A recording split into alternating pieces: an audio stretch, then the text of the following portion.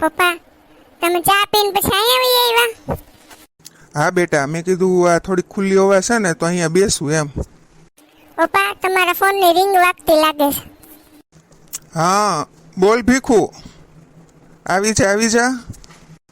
શું આજે જ જો આવવાના છે? તું નથી આવવાનો? કેમ, અમેરિકા જવાનું છે? હા હા કાંઈ વાંધો નહીં, તું જઈ આવ. એ લોકો આજે જ આવવાના છે એમ ને? હા તો ભલે આવતા, બીજું તો હું. હા છોકરાને બાપા નથી તો મારે નથી કરવું, કહી દે એને. છોકરાને બાપા નહીં ને આ મારે છોકરીને મમ્મી નહીં, પછી મારે બેહવું ઉઠવું કોની યારે? શું એક જ છોકરો છે? વિદેશમાં જ રહેવાનું છે? સારું સારું, તો કહી દે ને આવી જાય, જોયું જશે હવે જે થાય. બીજું શું? આમે મારી માધુરીના માગા છે ને વિદેશના જ આવે છે, એના નસીબમાં વિદેશ જ હશે. હા હા તું તાર મોકલી દેજો. હા કાંઈ વાંધો નહીં. મારા પપ્પા તમને હું અહીંયા એકલા મૂકીને છે ને વિદેશ જવા નથી માંગતી, હું ઘર જમાય જ શોધીશ. જો બેટા એવું ન થઈ શકે કે હું પણ તમારી સાથે આ બધું વેચીને વિદેશમાં, એટલે કે હું તો અલગ રહી એમ, અલગ રહીશ, પણ તો તમારી સાથે ન આવી શકું એમ.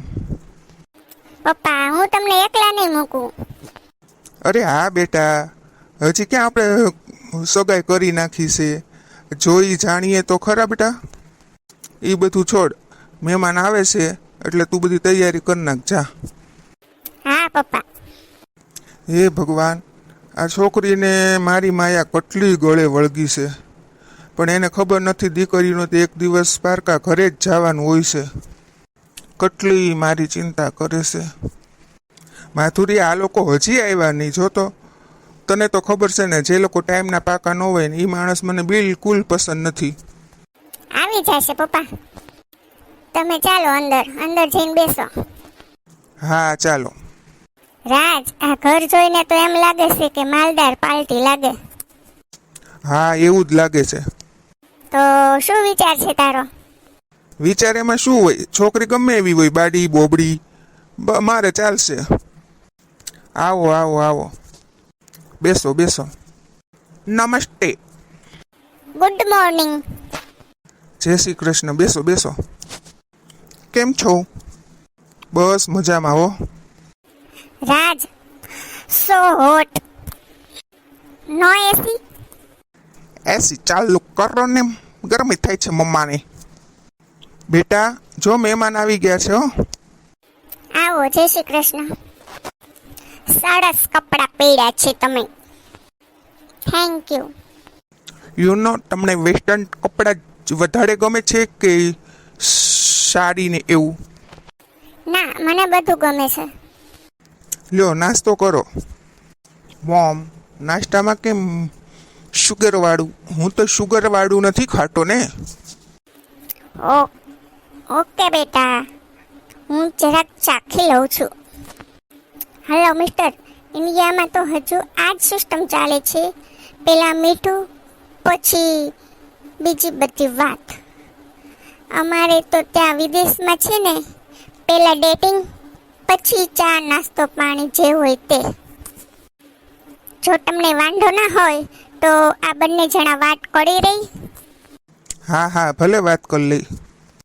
તમને શું શું ગમે? બધું ગમે. મને ગાર્ડનમાં બેસવું, આંટા મારવા વધારે ગમે. વાવ, તમને ફરવા જવું ગમે? બહુ ખાસ નહીં, મને કોઈ મિત્ર નથી એટલે બહુ ફરવા જવાની કોઈ ઈચ્છા ન થાય. હું તમને ફેરવીશ. તમે જે જગ્યા ના જોઈ હોય ને એ બધી તમને દેખાડીશ. તમે બહુ બહુ બહુ હેપી થશો. તમને જોબ કરવી ગમે છે ને? યા. તમે જરા પણ ચિંતા ના કરતા. હું ચપટી વગાડીશ ને ત્યાં ઘણા બધા નોકર આવી જશે. તમને જરા પણ કામ કરવા નહીં દઉં.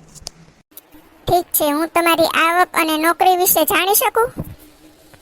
મારી આવક એટલી છે કે મારે માણસો રાખવા પડે મશીન લઈને પૈસા ગણવા માટે. અને મારો બિઝનેસ એવો છે કે મારે કંઈ કરવું જ ના પડે. ના, મારે કંઈ કરવું જ ના પડે. એટલે હું લોકોને એવી દુનિયા બતાવું છું કે જે લોકોએ કલ્પના પણ ના કરી હોય. હું લોકોને એક ટાપુ પર લઈ જાઉં છું, ત્યાં અલગ અલગ બધી જગ્યા બતાવું છું. ઓકે, સારું. હા હા ભાઈ, છોકરો અને એની મમ્મી બહુ મોડર્ન છે, એટલે માધુરીને ગમ્યું છે, એટલે કંઈ હું વચ્ચે નહીં આવું ભાઈ. હા, એ લોકો કહેશે એટલે તરત લગ્ન કરાવી દઈશ. પછી કાંઈ? સારું સારું, ફોન મૂક. હવે પછી બીજી વાત કરશું. અત્યારે તો બસ આટલું છે, હવે જોઈએ શું થાય છે. અંકલ, આ માધુરીનું જ ઘર છે ને? હા હા બેટા, હું છે ને માધુરીના પપ્પા છું. તું શ્વેતા ને બેટા, માધુરીની બેનપણી? હા અંકલ. બેટા તું તો ચેન્નાઈ હતી ને, ક્યારે આવી? હા અંકલ, હું ચેન્નાઈ હતી, પછી મેં લવ મેરેજ કર્યા ને મેરેજમાં મને દગો થયો. પછી છૂટા છેડા લઈને બહુ ભણી અને અત્યારે હું છે ને વકીલ છું. એ તો બહુ સારી વાત કહેવાય. બેટા તારા મમ્મી પપ્પા? મારા મમ્મી પપ્પા છે ને એક એક્સિડન્ટમાં ગુજરી ગયા. સોરી બેટા, હું છું ને, મારી માધુરી સાસરે જાય પછી તારે જ મારી ભેગું રહેવાનું છે. બાપ દીકરી ખાઈ પીને જલસા કરશું. હા અંકલ. અરે માય ફ્રેન્ડ, આવી ગઈ તું? હા, આવી ગઈ હો. માધુરી, હવે તું વિદેશ જા, ગમે ત્યાં જા, મારી બીજી દીકરી જો મને મળી ગઈ. સારું, તમે બંને બેનપણીઓ વાતો કરો, હું આટો મારી આવું બહાર. અરે બેસ. કેવું ચાલે છે તારે ભણવાનું? મારું ભણવાનું તો ફર્સ્ટ ક્લાસ ચાલે છે, હું તો વકીલ બની ગઈ. અરે વાહ. જો તું આવી છે ને તો આખો દિવસ રોકાવાનું છે.